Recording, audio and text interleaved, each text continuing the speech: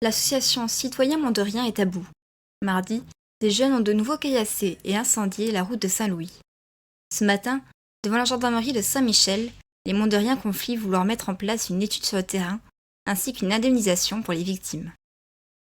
La gendarmerie et le haut-commissariat ont mis tous les moyens qu'ils pouvaient mettre en place pour que la situation sur la traversée de Saint-Louis s'améliore. Et aujourd'hui, le constat est clair et sans appel.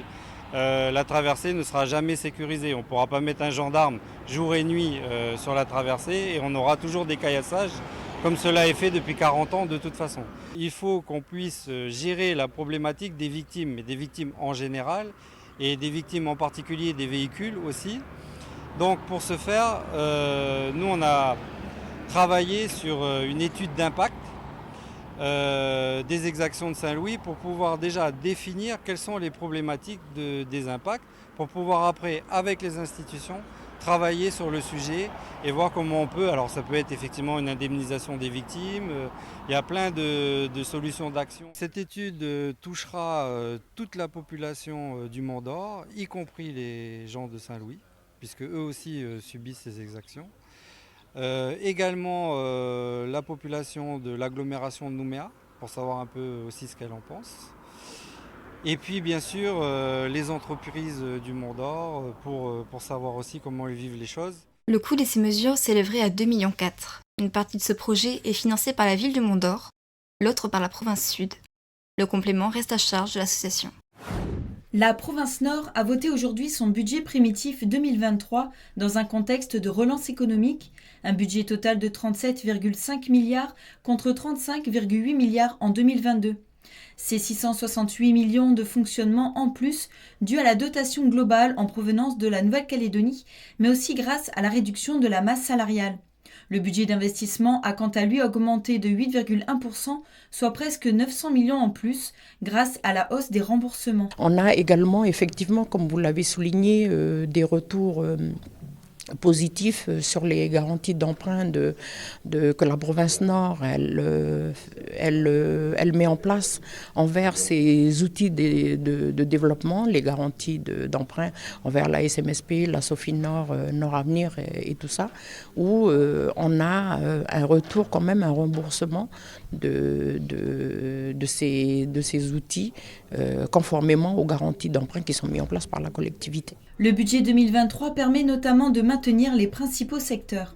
Ce budget de 2023, il est caractérisé quand même par un niveau de service qui est maintenu à la population, puisqu'il est à peu près conforme au budget 2022, avec des secteurs qui sont quand même sanctuarisés, tout ce qui est aide sociale, les bourses scolaires, la gestion des internats, des CMS, donc un niveau de service qu'on maintient. À la fin de la séance, la commissaire déléguée a annoncé également l'arrivée prochaine des premiers détenus du centre de détention de Koné pour le mois de février. Qui devrait commencer à fonctionner en février. Donc là, il est déjà opérationnel puisque les jeunes qui avaient été envoyés en formation dans le cadre de ce dispositif sont revenus et sont opérationnels pour un démarrage effectif et un accueil de nos prisonniers à partir du mois de février.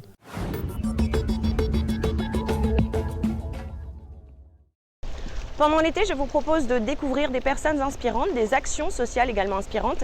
Et aujourd'hui, je vais aller rencontrer Nils. Il est en centre de loisirs ici à la plage de Magenta. Et il est avec son AVS, son accompagnateur, Robin. C'est parti.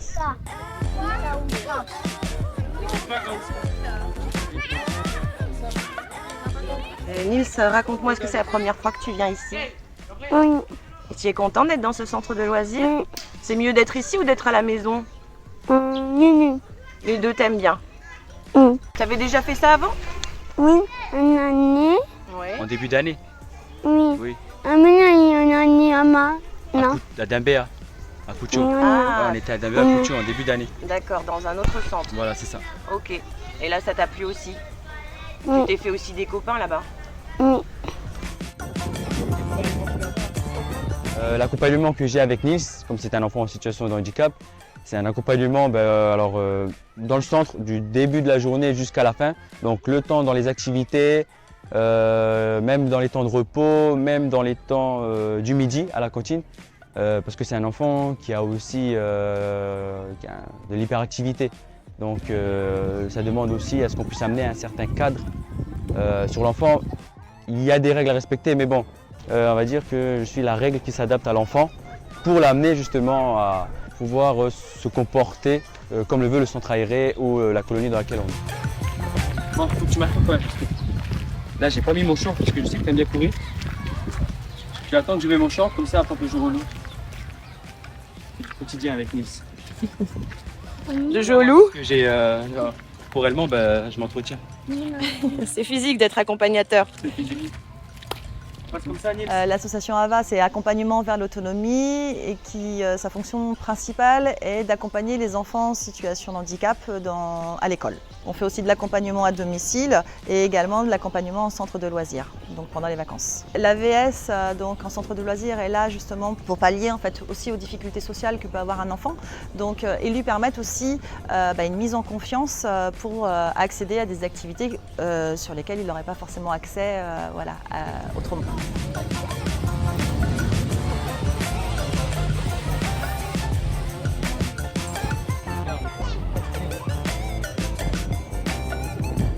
Interdit. Ouais.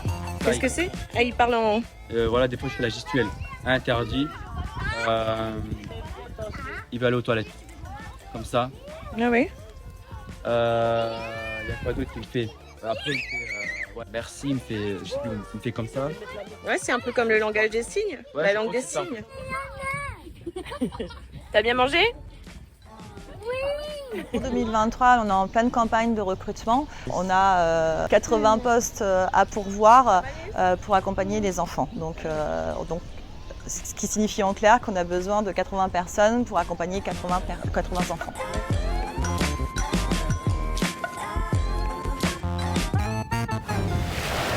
On a un autre là. C'est toi qui rame, hein, c'est pas moi. Okay. Allez. Bon. C'est bon les enfants? Allez madame, c'est prêt?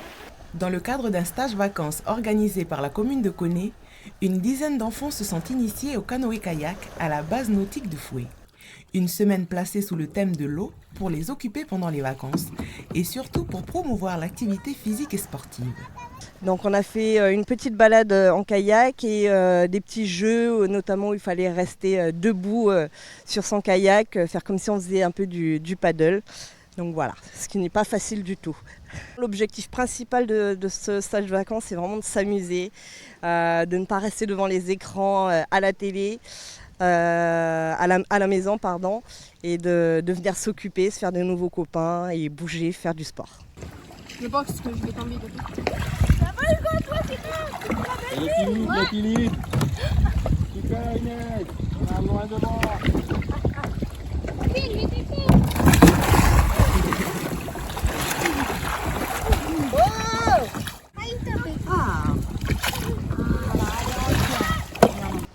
Canoës, c'est la première fois que j'ai fait parce que moi j'habitais à Lifou.